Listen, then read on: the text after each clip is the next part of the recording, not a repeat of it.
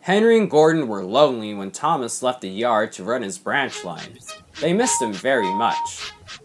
They had more work to do and had to fetch their own coaches. The big engines thought they were too important to fetch coaches. James grumbled too. "We get no rest, they all complained, but the coaches only laughed. "You're lazy and slack, they answered. Altogether, the engines were causing Sir Topham Hatt a great deal of trouble. The big stations at both ends of the line each have a turntable. Sir Topham Hatt had made them so that the tender engines can be turned around, because it's dangerous for them to go fast backwards. Little tank engines like Thomas don't need turntables. They can go just as well backwards as forwards. But to hear Gordon talk, you would have thought that Sir Topham Hatt had given him a tender just to show how important he was.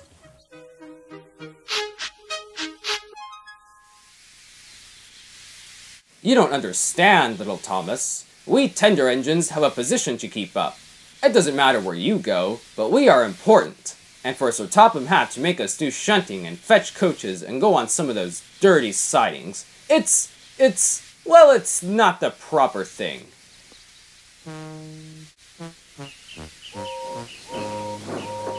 Thomas chuckled and went off with Annie and Clarabelle.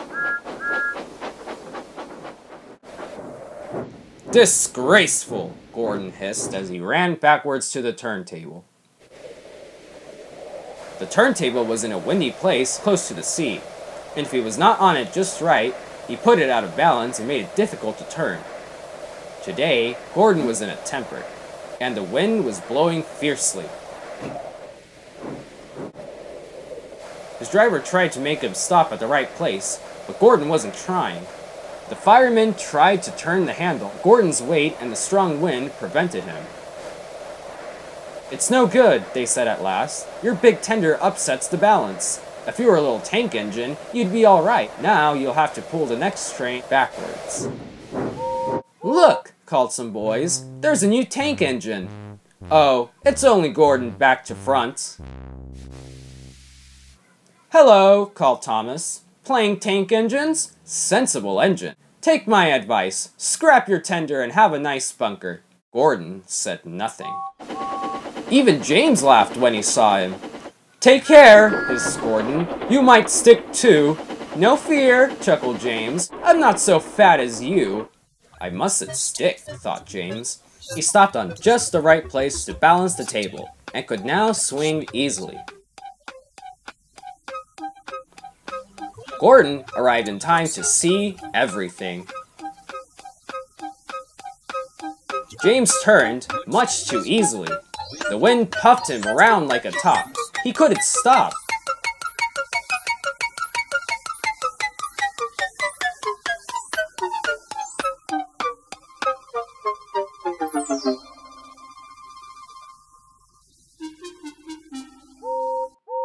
"Well, well," said Gordon. "Are you playing roundabouts?" Poor James, feeling quite giddy, rolled off to the shed without a word.